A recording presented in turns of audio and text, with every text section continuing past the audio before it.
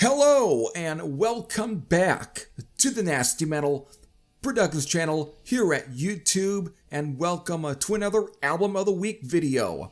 This is episode number 195. Today, I will be focusing on In the Raw, the classic third album. Yes, third, because the 1981 self-titled, well, was more of a repackage of their actual debut, Rock Hard. Again, taking at least a couple of songs off of and replacing it with two cover tracks, okay? This is also so happens to be my absolute favorite album from the Rods. Originally released on March, or at least in March of 1983, because there is no specific day that this was released on, in March of 1983. Of course, through the Shrapnel Records label. It is also the only Rods album to be released on the Shrapnel label. And since we are already here in the month of March, that means this album will be seeing its 40th anniversary. And this feels just about the right time to celebrate this great album, so let's begin. Despite the fact that the Rods' second album, Wild Dogs, charted in the UK, like that matters to the US public, it would be their final for the Arista label. Apparently the band felt unhappy with the end results for Wild Dogs. Again, despite the fact that it's looked as one of their absolute best, which I kind of disagree with, but I do find enjoyment in that album, okay? But also, the lack of support from the label contributed to this. In 1981, an opportunity arose when AC/DC was going to embark on their, For Those About to Rock, We Salute You tour. And according to David Rock Feinstein, this is a quote from him, again taken from the High Roller Records page for this album. "We would have been the perfect opening band for AC/DC at that time. There wouldn't have been a better opening band for AC/DC because we were streetwise. We were rough around the edges, just like them. Pretty much from the same mold as them. In fact, and not only would it have been a great combination, but also it would have been ideal for us. That tour would really have raised, our profile in Europe."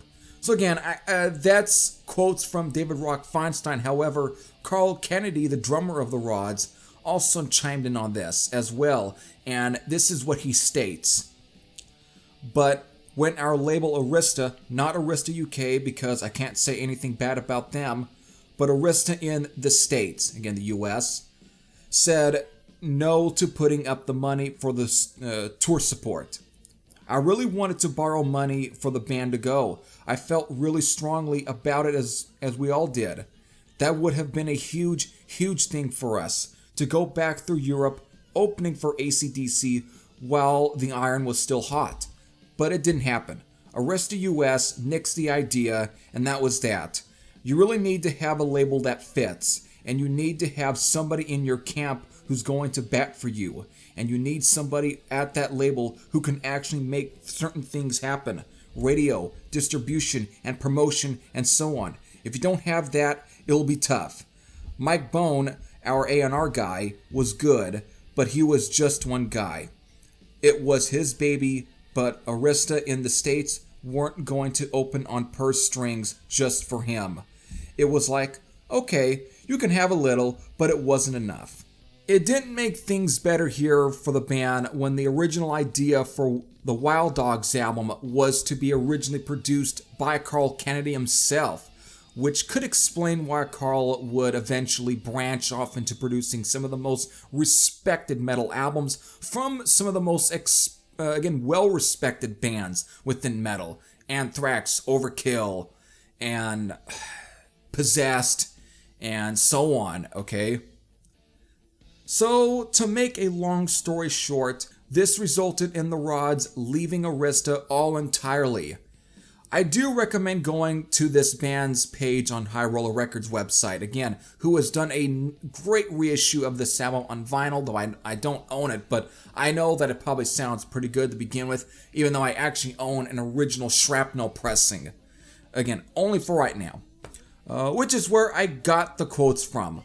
But you can read more of this, again, on the site. It's a very great read that goes into more details. I just want to do a rather short video here. Otherwise, this would be an hour and a half long if I kept, taking as much quotes and pieces, whatever, from there again. And again, I just want to take the quotes and the stuff that I think actually fits better within what I'm trying to construct here for this episode. But otherwise, if I took everything, it'd be just long, like I stated. But it's a great fucking read, and that's all I'm going to say there. So go to High Roller Records, find the rods and the raw album icon picture, click on it, and it's got the entire read up there. It is a great fucking read. That's all I'm going to say there, and I'm in it right now and continue forth. So, in one massive weekend session, the Rods recorded at least 17 songs live in the studio, which would turn out to be in the Raw. The album started live as a mammoth demo session from which 10 songs were mixed and then sold to the US independent label Shrapnel, owned by Mike Varney, again based out of San Francisco. The session reunited the Rods' dream team once again, the same lineup that had recorded Rock Hard and what also became the 1981 self-titled album, with David and Carl producing and Chris Dr. Metal Box engineering. I know I probably butchered that, but whatever.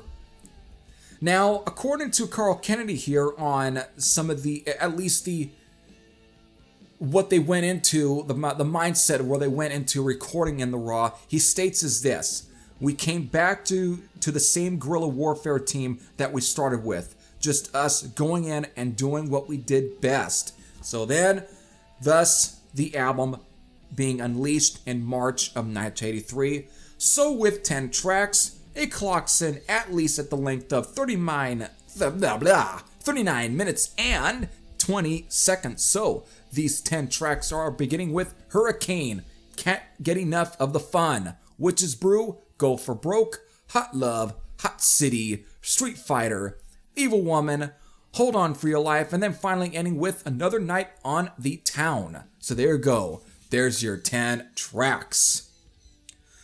Now, as also Carl Kennedy continued stating, and that's probably why it was a better or a more accessible album than Wild Dogs, which I don't know if I can kind of agree with a little bit of that, because of Wild Dogs is pretty still commercial, for at least those who don't like their music too rockin' and too heavy, at least in 1983 standards or whatever, But to kind of continue on with reading his quotes, I didn't recognize it at the time because it was a demo.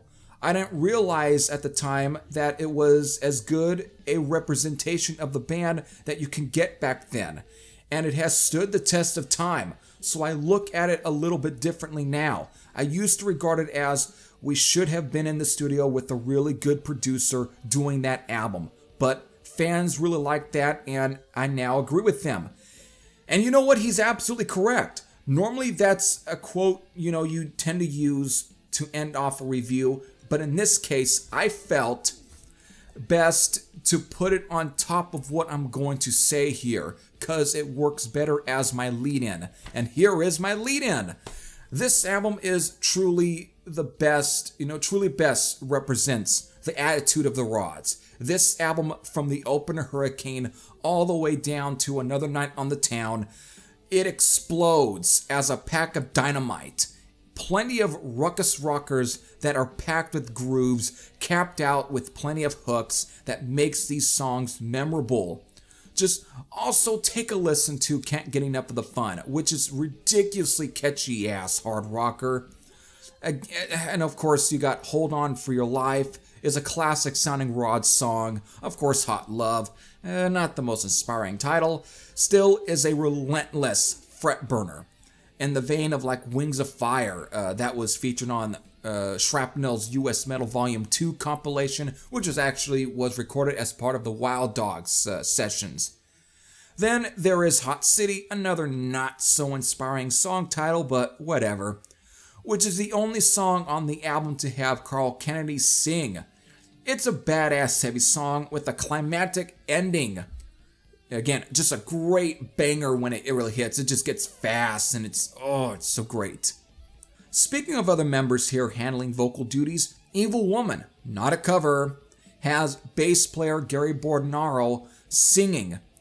Great 70s inspired rocker. Speaking of 70s inspired rockers, this album has two other great ones. Witch's Brew, which reminds me of David's cousin's Dio's material with either, let's say, Black Sabbath or Rainbow.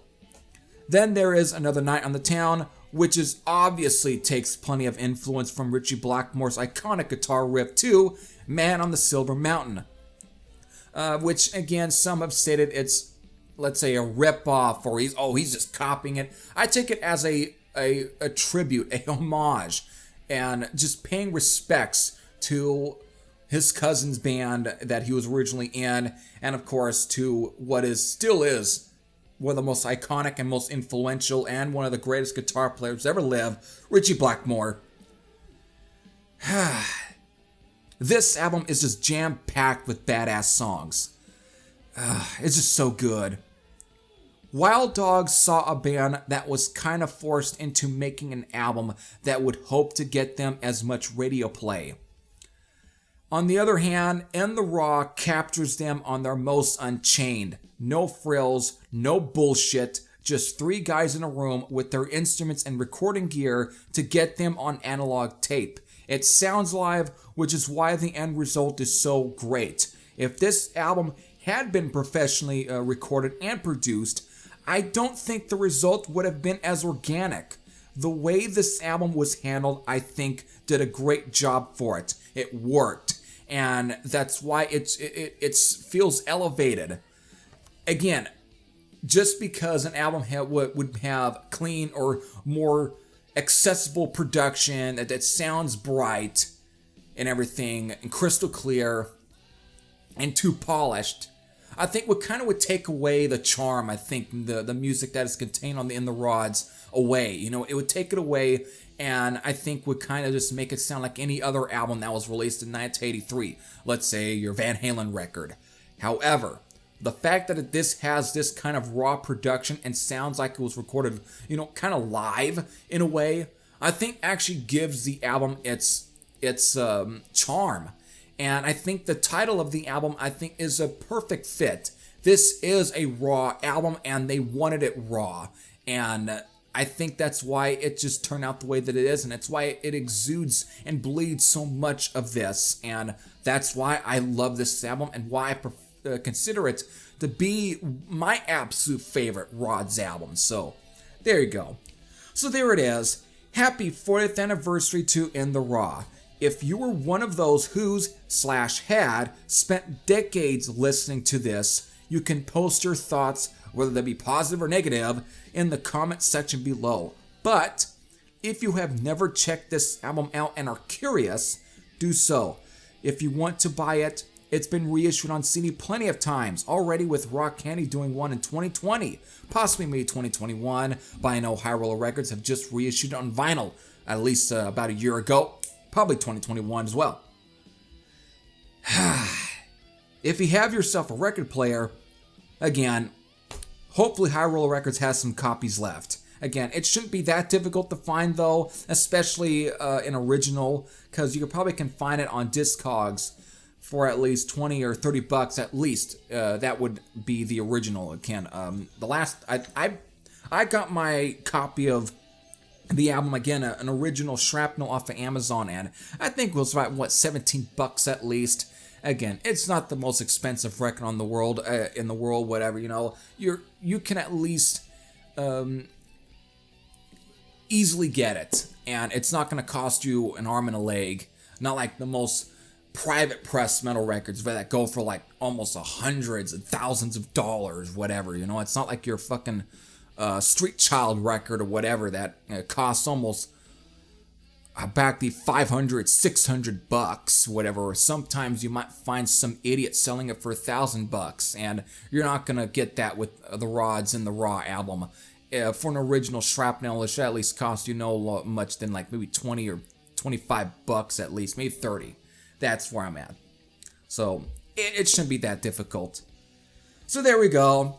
This is Heavy Thrash saying I am out, and I'll see you all later. Take care, everyone.